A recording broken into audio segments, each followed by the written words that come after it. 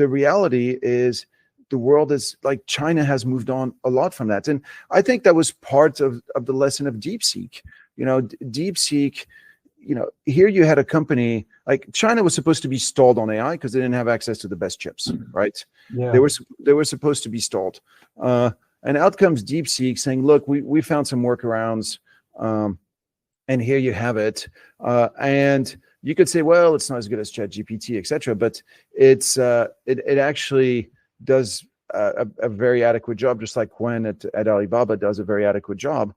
Perhaps more importantly, it's got a completely different philosophy of AI. While the US systems tend to be closed-end systems, China, because it had no choice, because it was constrained on chip, was forced to go down the true OpenAI route that doesn't call itself OpenAI, but it actually is an open architecture.